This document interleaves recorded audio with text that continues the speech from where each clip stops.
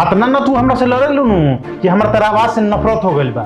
हाँ तो मत सुनी, इतने हमर आवाज खराब बा तो कान में रोई ठूस ली। जा ना, माथा खराब मत करो, जा। हाँ तो जाई ना, रउआ से के बोले ले बेचन बा। हे भगवान, या तो एकरा के गूंगी कह दी कि एकर आवाज हमरा ना सुने के पड़े, ना तो हमरा के बहिरे कह दी। ए जी चलिए ना, रउआ दोस्त आइल बाड़न। उठी ना जल्दी जल्दी।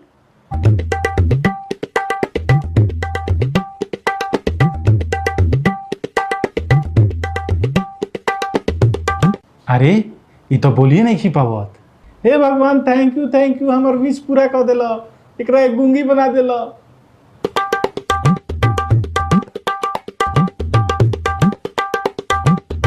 अरे ई काहे नहीं के बोल पावत, कहीं हम ही तो बहिन ना हो गई।